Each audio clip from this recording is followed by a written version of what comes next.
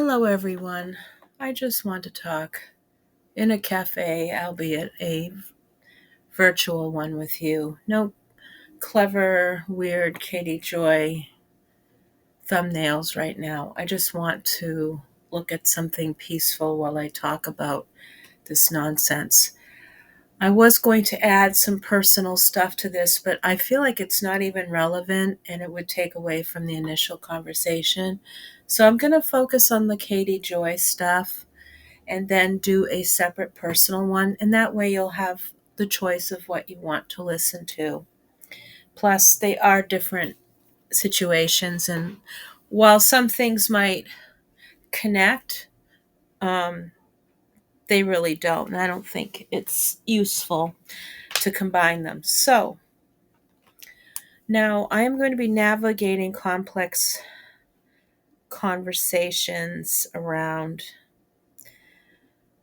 Katie Joy's what I perceive as discrimination against people with mental illness, or at least upholding certain stereotypes anyway. I don't know if she's necessarily has the power to make decisions, to interfere, but she certainly does get in the way of people's business ventures, lying about people and violating people's civil rights, at least from a layperson's perspective, from what I see. Now, you mustn't take everything that I say as fact. I encourage you to do your own research with reputable resources.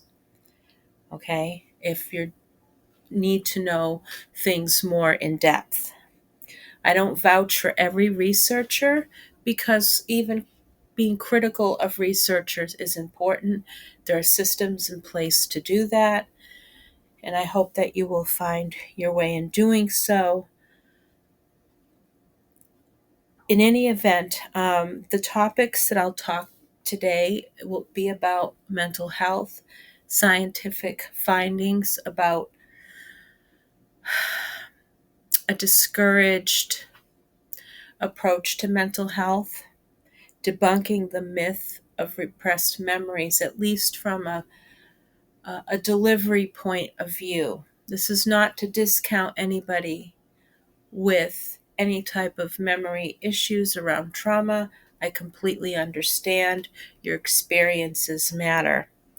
But there are some troubling discourses around that, especially coming from Katie Joy. Now, if some of you don't know who Katie Joy is, she also goes by Katie Joy Paulson and Without a Crystal Ball throughout social media, one and the same person. And she's a problematic content creator, and I will extend my opinion to say that she's also dangerous, bigoted, and I think she is one of the biggest trolls on this side of YouTube, and a destructive one at that. I think she's trying to compete with Nikocado Avocado in that sense for title of the biggest asshole of the year. So, let's proceed. I encourage you to pause this video if any of these subjects are triggering for you. Now, there will be terms like suicide, self-harm, mental health, and those things can be in themselves triggering. I will not go into deep descriptions about them, but they may come up in the course of my conversation. Don't watch this if it's triggering. It's going to upset you, bring you flashbacks, harm you. I'm serious. I don't want that harm to come to you. If you decide to continue, please approach my material with content. And remember that my insights are based on personal experiences, what I've read, my opinion, rather than professional expertise. Do not take everything I say here as fact. Now, I saw Ball's post on Instagram, and it showed Katie Joy responding to someone who thought that Jana Wisman might have these repressed memories of trauma. Now, I do not know the entire course of the conversation to make any sense of it. How that conclusion is made is beyond me, because how Jana deals with her trauma is between her and the professionals in her life, whoever she chooses to be in on that. I don't know. Um, she seems to be, by all accounts, leading a happier life. She's establishing a home. She's doing amazing videos. I mean, high quality videos about her experience, almost like it's like a storyline. And she played it so well. She did this all on her own terms. And she has some interesting cliffhangers. She's always been a very creative person. She's doing very well in life. But anyway, so there was this conversation between um, Katie Joy, or Without a Crystal Ball, and this other person responding to Katie Joy, I presume. But Katie Joy is like, well, repressed memories have been debunked, blah, blah, blah. Now, Balls also shows a conversation that Katie Joy had about having repressed memories. And I don't think it was the only conversation, because she had another conversation about it, I think, a year ago. And I did some material on that. And I think that's when she was facing a lot of problems with the 7M lawsuit and a lot of other things going on at that time. Now, she often uses mental health props to deflect attention away from her bad behavior, to garner sympathy, much in the way that she uses her son in that manner. Anything to deflect away from where she's facing criticism. And anybody who supports anybody, remotely supports them, even as misguided as it is, Katie Joy doesn't make that distinction. She goes right into attempt to discredit the fact that these memories, whatever, repressed memories, have been debunked. That's not necessarily true. I'm going to explain something that I was able to find from different places. Oopsie, sorry about that. Alexa, shut down. I'm sorry, I have the weather on usually. Okay, the concept of repressed memories, that individuals can block out traumatic experiences and later recover them through therapy, has generated considerable debate in psychology. While this idea has gained traction, particularly in sensationalized media and certain therapeutic practices, it is essential to understand the current scientific consensus. Now, take this as a grain of salt. This is part of what this consensus has come to this particular phenomena that originated in the 1990s as suggestive false memory retrieval. Research has shown, now there's a lack of empirical evidence associated with repressed memories, but listen, research has shown evidence, limited evidence, to support the idea that traumatic memories can be completely repressed and then accurately recovered. Memory is reconstructive, influenced by current emotions and beliefs, making it prone to some level of distortion rather than reliable retrieval. Just take it with a grain of salt as it is, okay? Because everybody's different. Now, this is known, or was known, as false memory syndrome. Studies reveal that it's possible to create vivid memories of events that never occurred, known as false memory syndrome. This can be triggered by suggestive questioning or certain therapeutic techniques, which may inadvertently implant false memories, particularly through leading questions. There are types of manipulation like that, whether a parent does it with a child, whether a therapist does it. There are ways to manipulate those kind of memories or sensations. it re-traumatizes the person, and it distorts their sense of reality. But there are different levels, there are different names for it, but that feeling of not really knowing, wait a minute, is it true or not? That can come from that.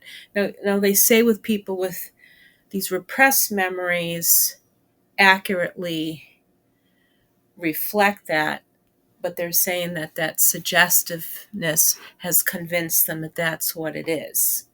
So they wouldn't have anything else to go by if there are no other um, connections. I mean, even with dissociative identity disorder, and I'm just speaking as a layperson, there is a shared connected trauma in each of those personalities, those extensions of that one person, to help that person deal with the extreme trauma.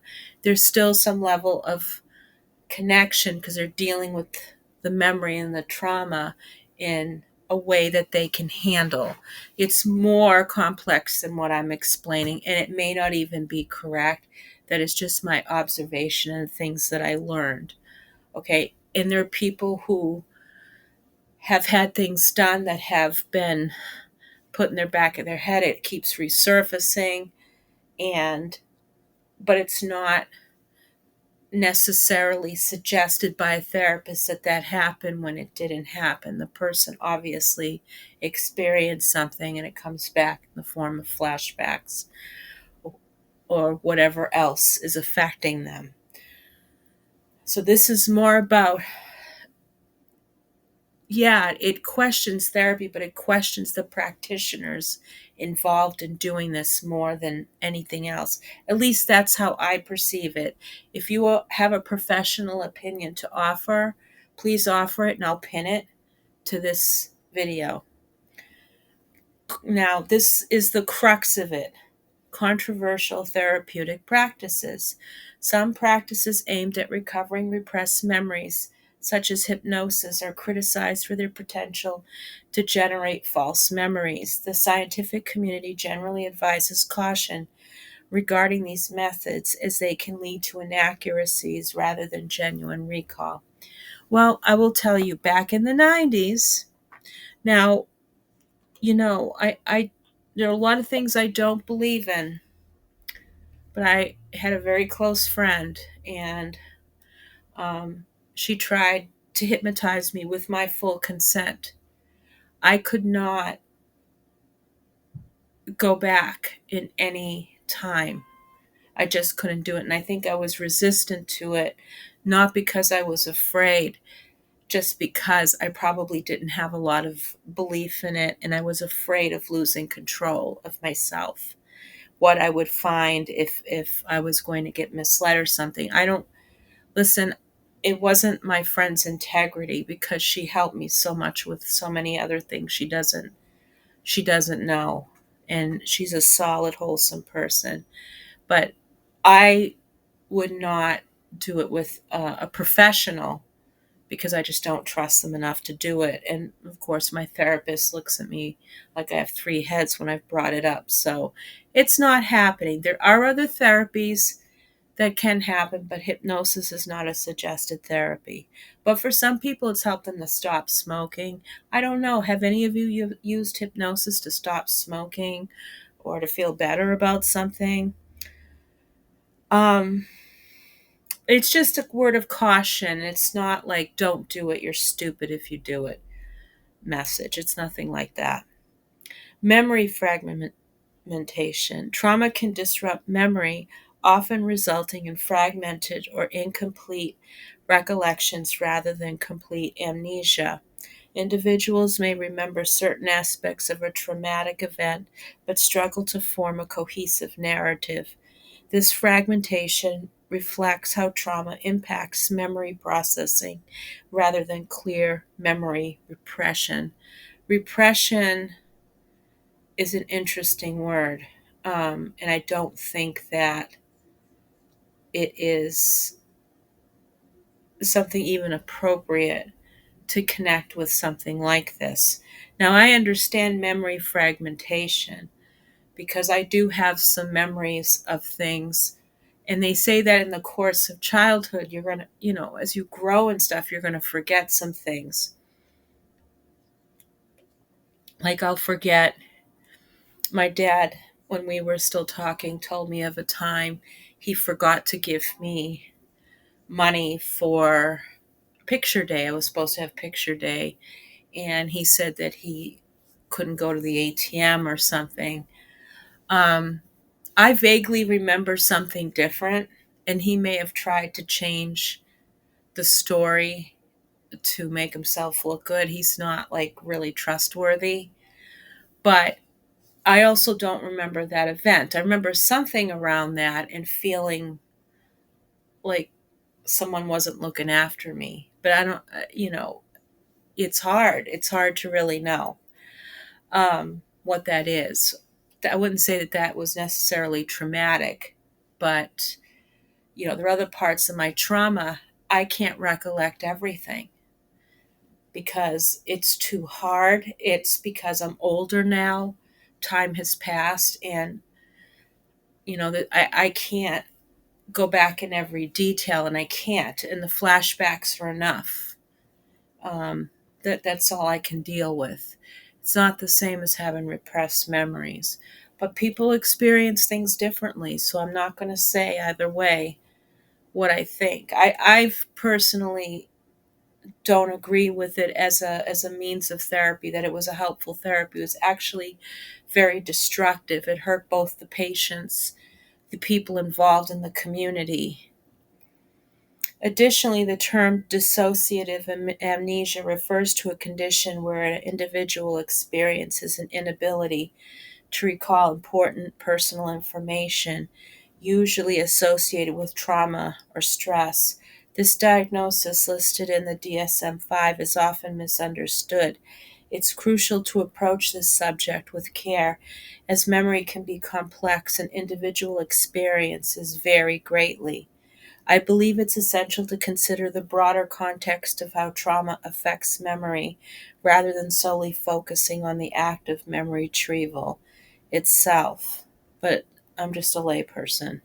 Now, Katie Joy's promotion of some of these discredited or caution theories about repressed memories is deeply, deeply concerning. First of all, I think she's a bigot and she hates other people with mental health challenges, though I believe her to possess some of her own just by some of her actions, but I'm not a professional.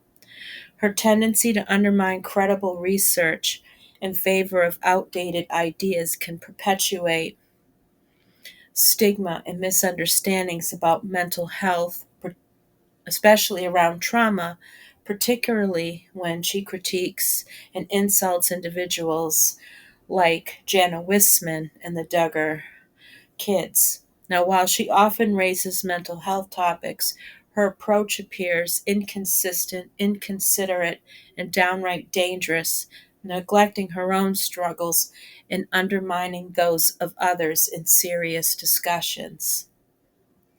And in that particular Ball's Instagram post with those screenshots, you can see that exchange, how she attempted to take away or to dismiss any of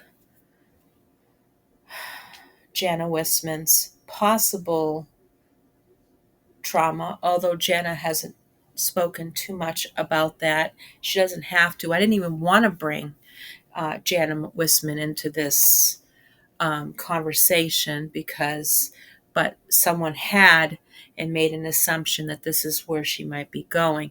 Of course, Katie goes in like a shark and dismisses it, yet Katie uses uh, that 90s prop as a way to deflect from her own problems and to focus on the attention herself. Everybody must be focused on her and agree with her whether she is correct or incorrect, which is pretty frightening and it's disgusting.